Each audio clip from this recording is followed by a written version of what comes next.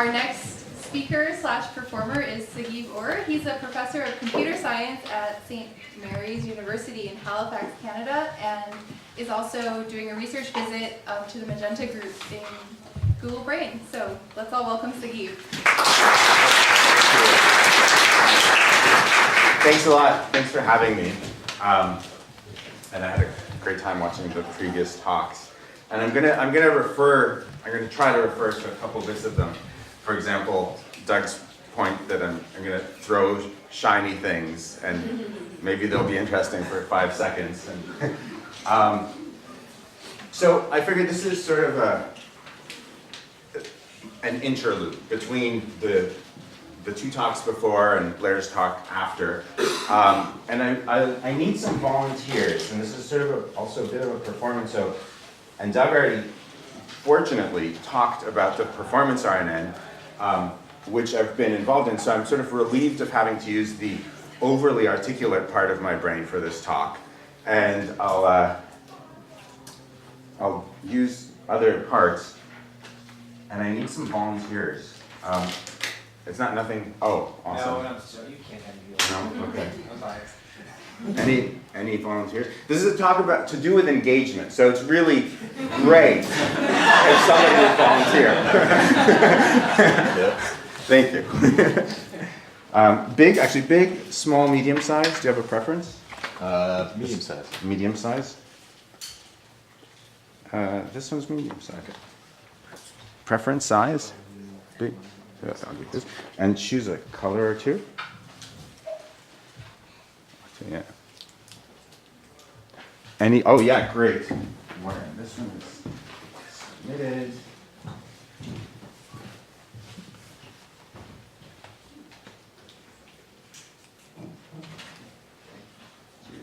Yeah.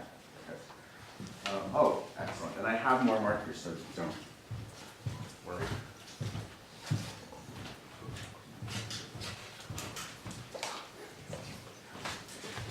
Good. So about maybe 5 people are engaged so far, and I have to deal with the other 85.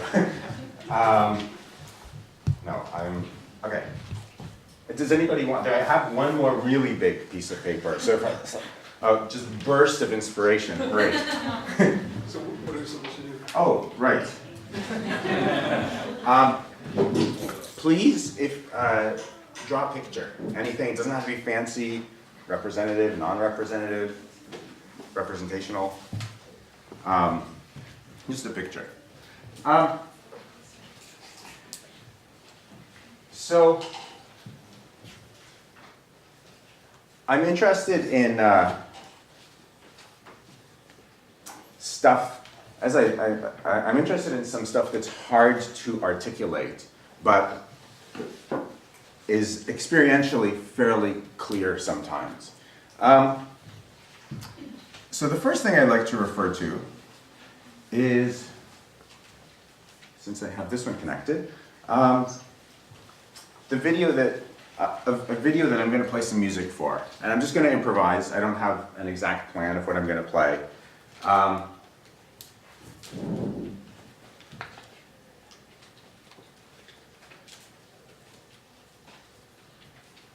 And I'll just try it out. I might have to do it again.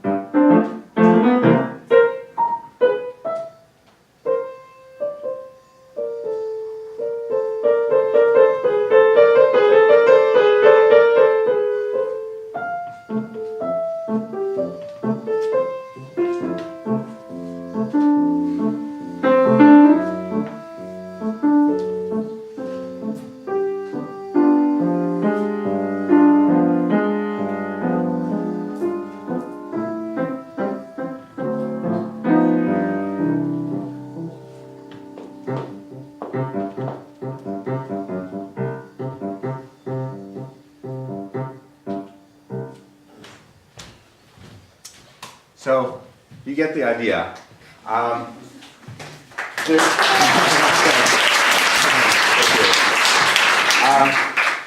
So I find those effects kind of interesting. It's hard to separate exactly all the different factors that are going on. Why don't I try? There's another video.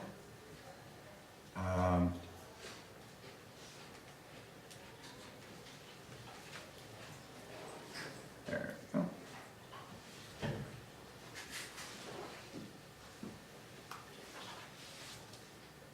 Okay. So, So your audio is still coming out through HDMI? Just if you want Okay. silence or not want silence? I don't need any audio from the machine. Do you want to mute it then like that, or rest over? I'll mute down Your... my microphone. No, Your no, laptop. Yeah, so I think it's, yeah, thanks. So here's another video.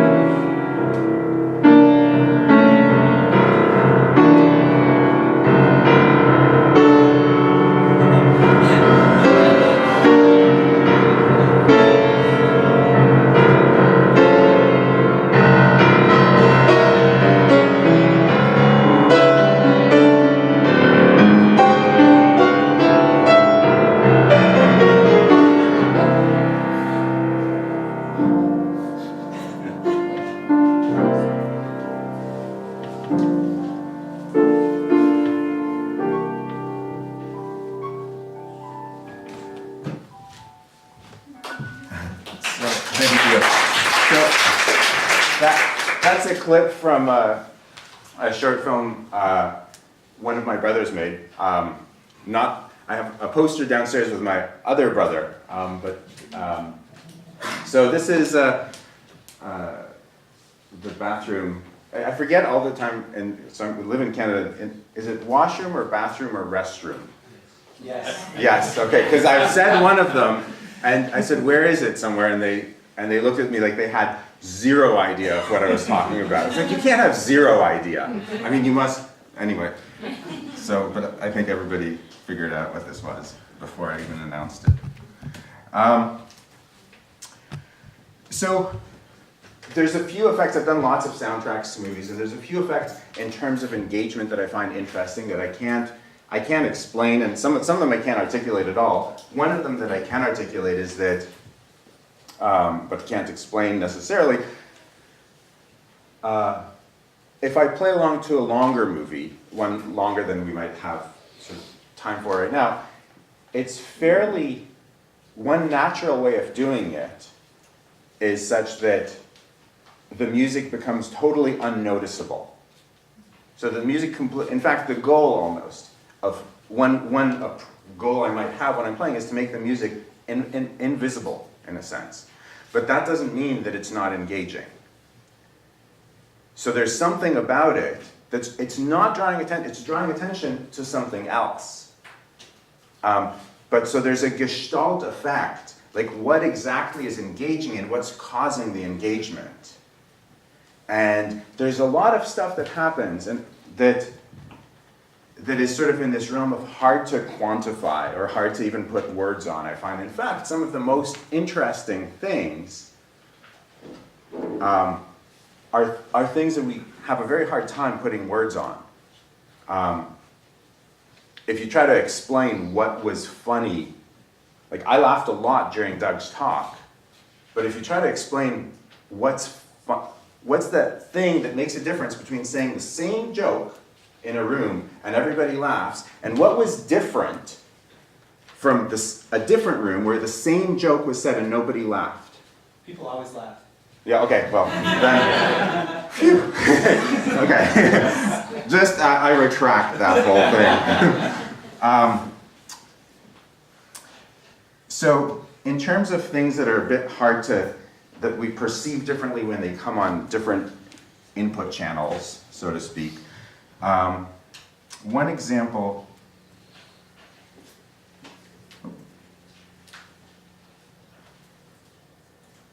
Magenta, TensorFlow, before I turn in. And for this one, I will use the computer sound, so I just turn the sound up, right? Can you change it in your preference, make sure it's coming out the headphone? We'll use the DVI. Plug the HDMI to the DVI and don't use it. Well, this is coming out here. So I just go to preferences and make sure the sound is coming out of the right place. Yeah. Output. Headphones? Yeah, Oh, make sure it's right, coming out. good. Headphones. Perfect, thank you. I'm good. It's interesting, when I'm playing, I'm not necessarily in my most logical mode. I don't mind.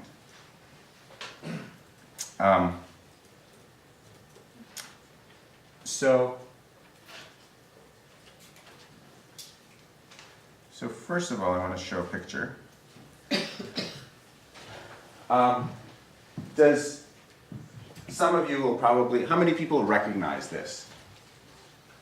Okay, a small. How many people read music more or less?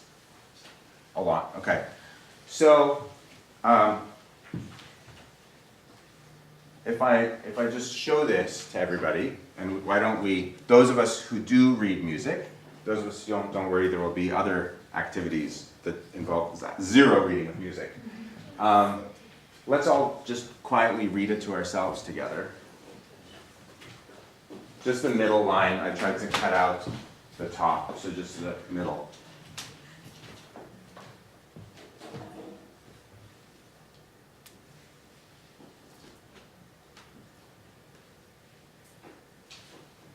Okay. So that was one sensory channel for sort of taking this in.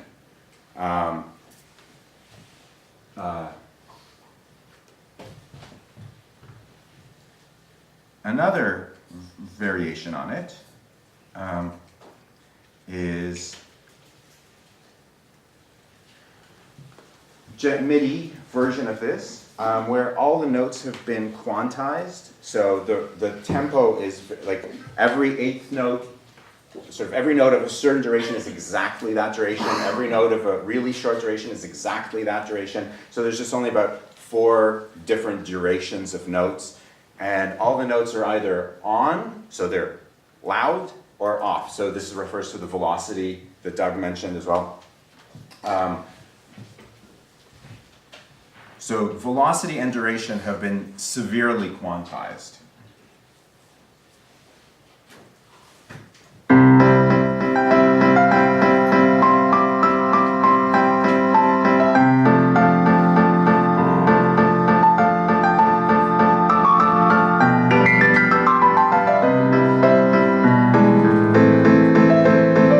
Okay, so that's one version of it. Here's another version that I recorded just like 1 or 2 takes. I didn't go back and edit, but on an electric keyboard. Same clip, slightly different. Well, I'll just play it first.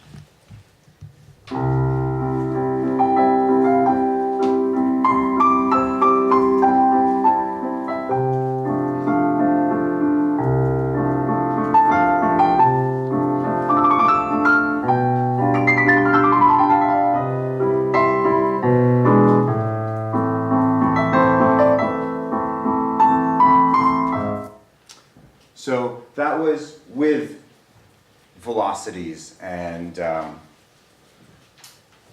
not quantized to tempo. And it feels perceptually like each of the three versions, this looking at, reading the score, listening to one, listening to the other, are different perceptual experiences, and they resonate like almost in our bodies on different levels, or don't resonate in our bodies. And I have some text examples that aren't as palpable perhaps, but there's a passage in a, oh, great, a picture, thank you so much. Perfect timing, actually. So now I'm going to switch to this. I pull this out.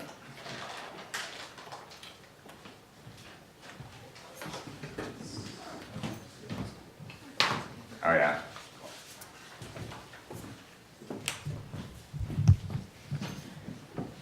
Great. So I have there's an example of a text from the middle of Portrait of the Artist as a Young Man by James Joyce, where when I was a grad student, I was reading it, and I was like totally engaged by the book the whole time, and I couldn't stop reading the book until I got to this long part in the middle that is this sort of priest scaring the kids who live in the in the priest school, the religious school, scaring them about hell and the tortures of hell. And there's a part, and he kind of goes on and he lists the various tortures of hell, and he gets one of the last ones is eternity. It's like, not only is it this horrible, but it lasts forever. I mean, it's like a Woody Allen joke in a way, but the opposite. So it's like the Woody Allen joke is like, what? The food is so bad here, and the portions are so small. So it's the opposite of that. Hell, you know, it's, and it lasts forever. So he's describing these tortures, and he goes on, and I just couldn't get through this part. I was not engaged as I was reading it, and I would start and stop and start and stop. Couldn't figure out how to get myself into it until one day I realized it's a speech, and so I started reading it out loud. And damn, like that thing was designed to be read out loud, and then I couldn't stop. And the repetition has a very different effect in the audio realm than it does in visual text. So once you start hearing things in a certain kind of way, it's different from certain other things. It's different from surprise. It's different from there is surprise involved, but it was quite incredible how powerful it was once I started repeating it, and how powerful actually structure was at that point.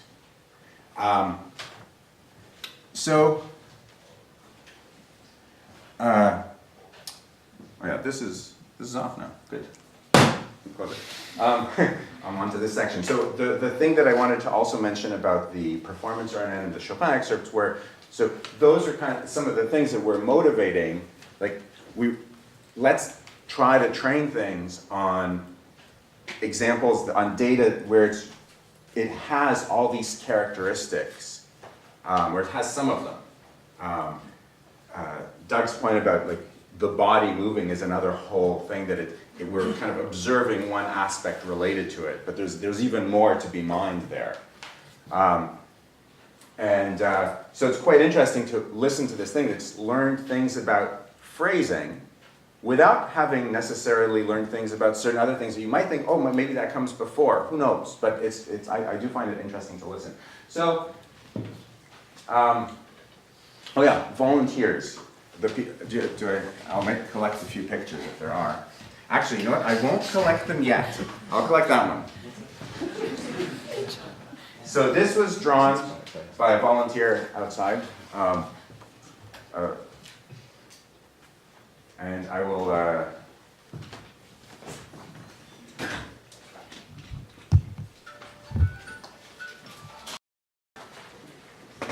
I'll accompany this one. Okay, so as I'm playing, after about 30 seconds, in a totally self-organizing way, the different volunteers, just one of you, walk up and put yours on the projector and then walk back. And then the other, as the one sits down, the next one can probably come up and draw their picture. Let's do it that way. You can arrange it here as you wish. So they can overlay, you can move one off, whatever you want. Okay.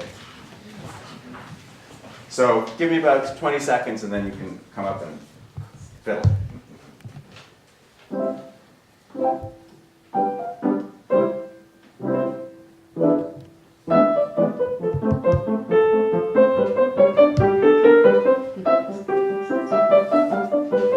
I'll do the sunshine rays.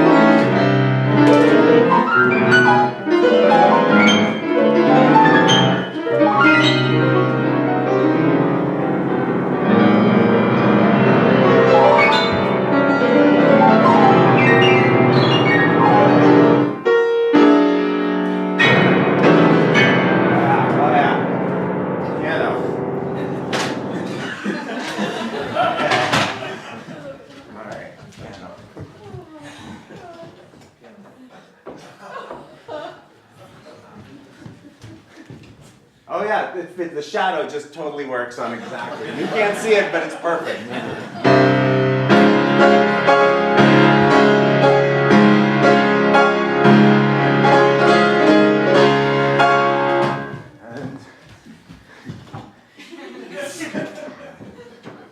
Are there more pictures? Was this it? I know there's another picture somewhere. It's piano forte. Forte.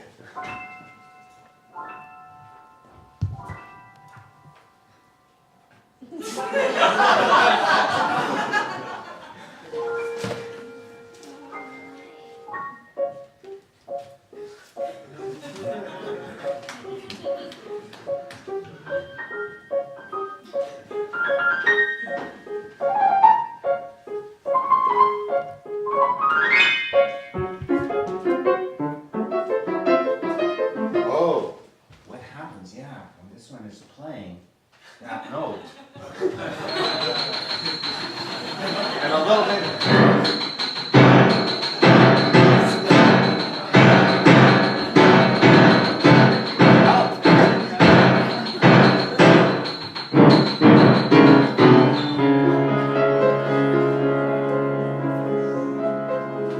So I'll just do this for a little while.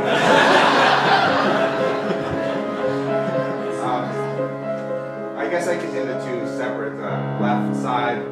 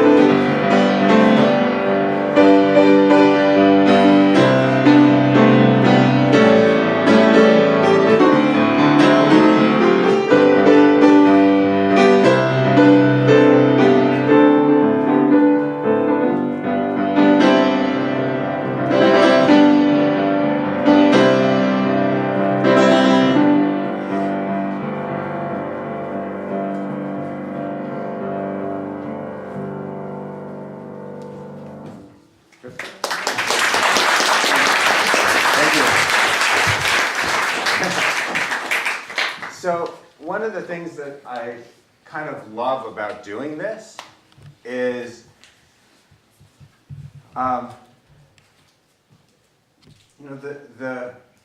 first, thank you all the volunteers for all the pictures. Very, very much appreciated. Yeah.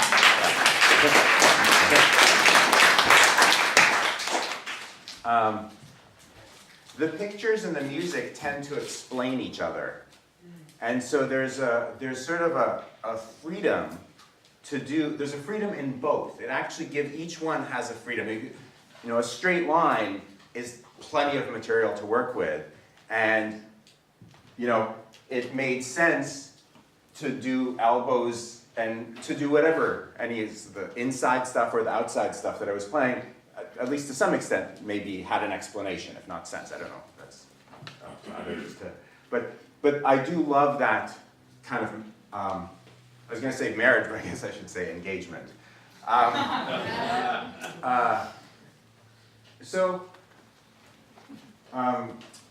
Maybe this is a good time to ask if there's any questions about any of this, or perfect, yeah, perfect. Ask me questions. I actually thought, I just saw the 3-minute, and I think, and I thought that this was my 3-minute mark, so then I realized I had a bonus minute. Yeah? So you said you write for movies, so are you working with the screenwriter to understand what kind of emotion they're trying to have for what emotion they wanted to depict when they were writing the actual text of the movie?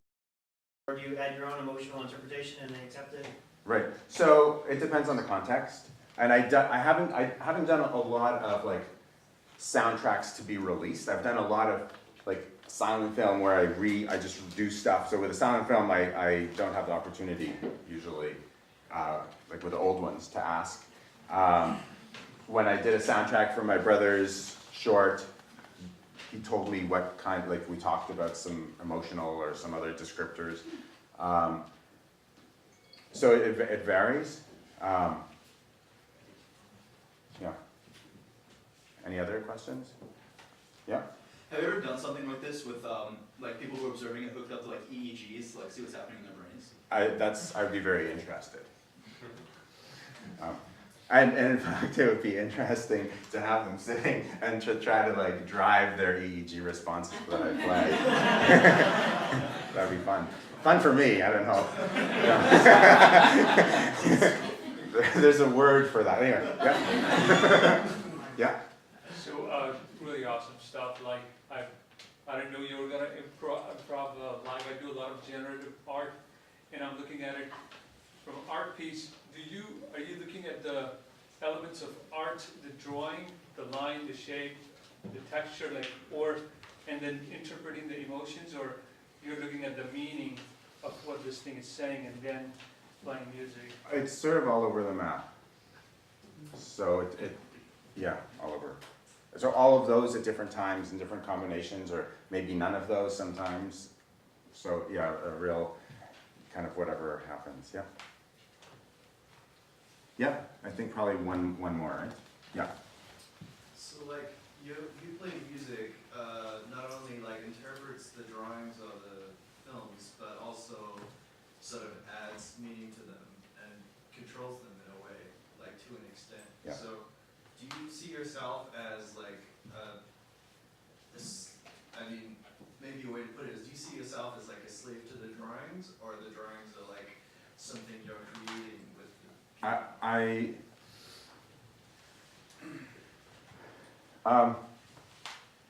so the instant answer is that the drawings free me up a lot. And the more perhaps generalized answer to kind of what I see as a generalized version of that question is there's sort of this difference between being in performing and being in a more critical mode.